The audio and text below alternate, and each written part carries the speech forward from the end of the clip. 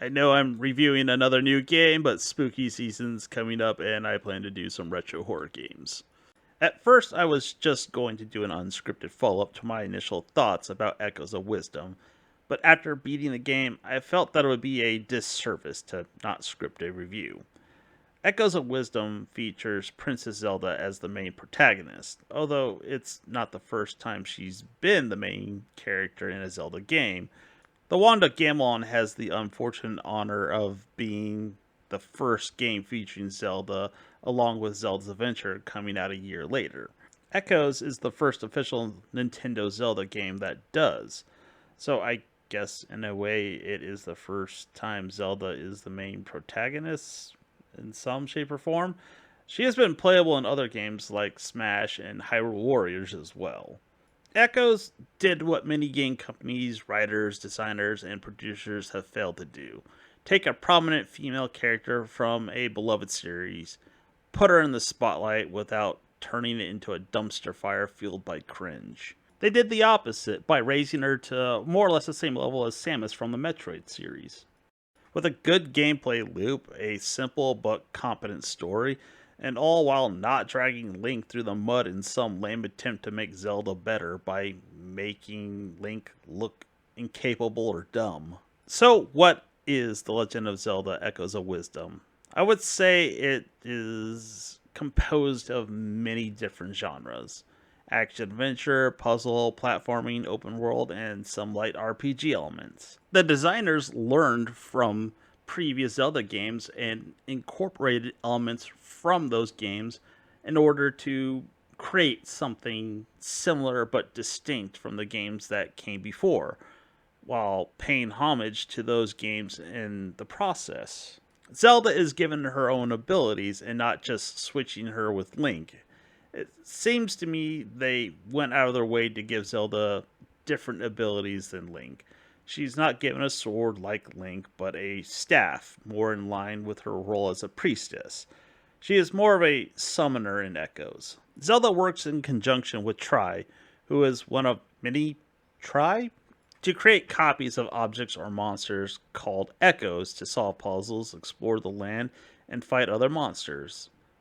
Not every object can be learned, but you are able to use what you can to solve puzzles, traverse the terrain, and in some cases kill the monsters. Monster echoes, on the other hand, are numerous, with some just being upgraded versions while others have unique abilities. When it comes to puzzle solving, you will have to decide what echoes to use to solve the puzzle, and in some cases, combine the monster echoes with the object echoes. There is a level of creativity with some of the puzzles, with multiple solutions. For the most part, most are fairly simple, with only a couple causing me to stop and think about possible solutions. It is the combat in Echoes that stands out. Similar to the puzzles, you need to put some thought into what echoes to use.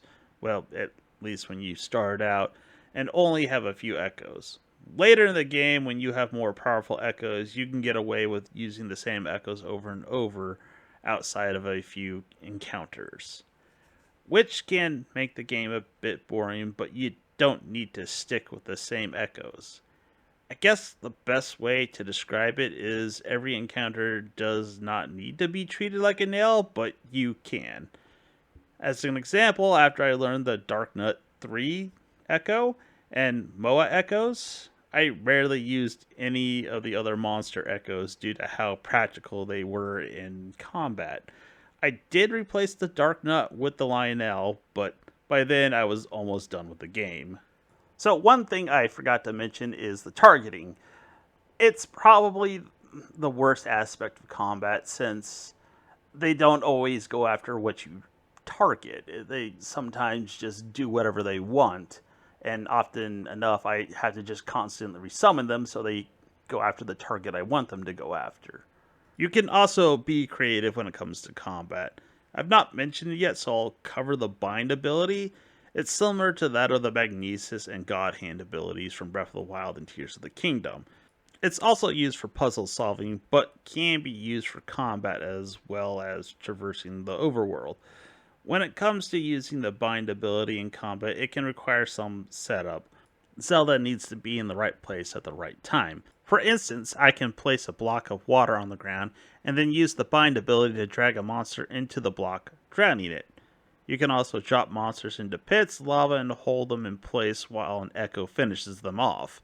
This game is a bit dark, regardless of its innocent toy like appearance. As for traversal, you can use echoes like the crawl tula to climb walls or a crow to fly higher. I did none of these while playing, but opted to explore as much as I could to find treasure chests, heart pieces, and mite crystals. I did think of some of these, but others came up in my YouTube feed. The other part of combat is the swordsman form. Zelda can take on Link's appearance and abilities temporarily, depending on how much energy you have. You can use his sword, bow, and bombs, and it's a faster means of dealing out damage.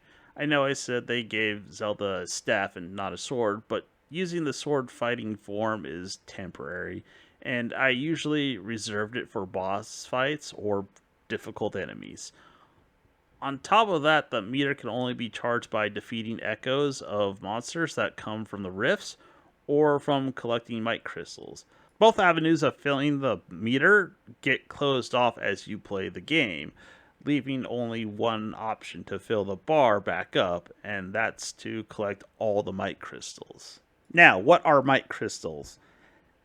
That ties in with the light RPG elements. Mite crystals are gathered by finding them in the overworld, finishing dungeons, and completing quests. They are used to increase the level of the swordsman form. For instance, you can increase the amount of energy you have or the damage of the sword. Overall, the combat is similar to the puzzles. It's not that complicated, and maybe outside of a monster or two, there was not that much of a challenge. I never died. Well, sort of.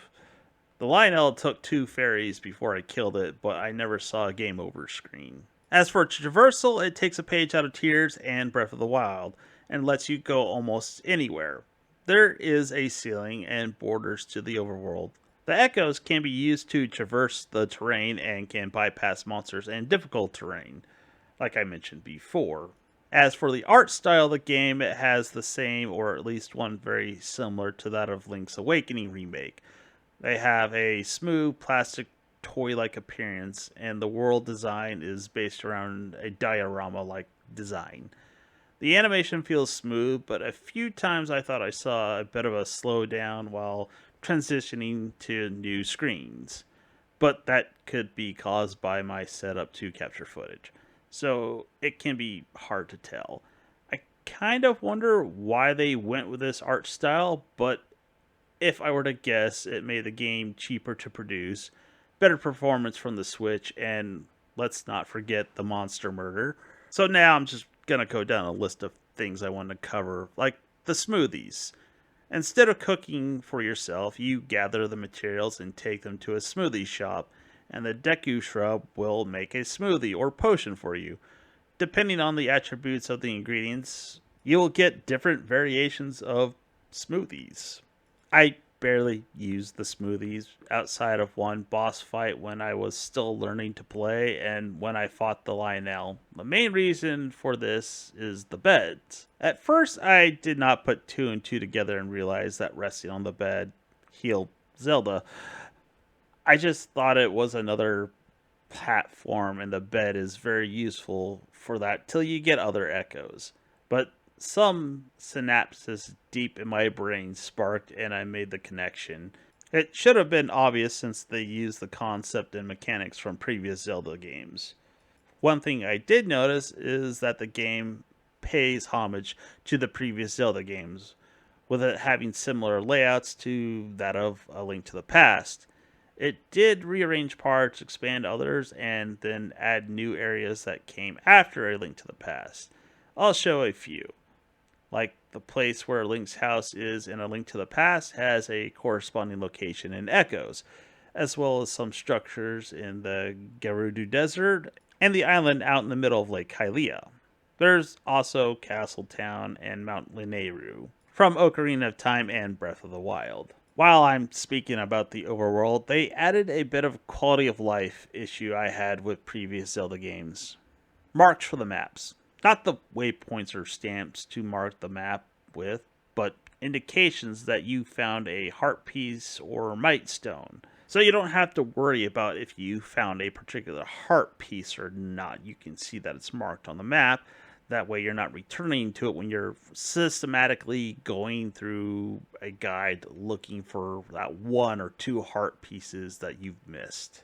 One last thing I want to cover in terms of gameplay are the outfits Zelda gets on her adventure. Some are there for appearances only, while others have some use. An example would be the outfit for getting all the stamps. It does nothing, and I kind of equate it to the golden poo you get for collecting all the Korok seeds in both Breath of the Wild and Tears of the Kingdom. Just not as time consuming to get. Then there are the silk pajamas that increase the rate that Zelda heals while resting on a bed. Others, like Zelda's royal outfit, just change her appearance. The best outfit is the cat costume. It allows Zelda to talk to cats. I may be a bit biased when it comes to that, but it leads to one of the best quests ever, where a cat asks Zelda to get a present for her person that is not a dead animal. There is one thing I would like to say about the ending. So, predictably, Zelda and Link beat the antagonist of the game, who I might mention is an original character, which I can appreciate. That's not the part I wanted to go over. So after beating the final boss, Tri then says goodbye to Zelda. So Tri and all the other Tries who repair the rifts are no longer needed and go back to sleep. But because the boss was defeated, it will no longer create rifts. So Tri will just go to sleep forever. I don't know about anyone else, but this game just got a bit darker. It's not the first time they've done this. Fi, when she merged with the Master Sword, went to sleep forever. The difference is I hated Fi. Tri was at least charming with a bit of a fish out of water feeling and dialogue here and there. Let me move on. Like I said before, Echoes of Wisdom builds off what came before. It incorporated elements of previous Zelda games and managed to feel like a Zelda game while being its own game. Overall, the game is simple, offering very little challenge, but it was still enjoyable. Link was not made into some kind of fool and played a key role at the end of the game. When it comes to playtime, I'm not sure how long it took me, but I enjoyed the game enough to play through it again, multiple times in the future. So I'm not worried about getting my money's worth out of the game. I would say it's worth buying and playing.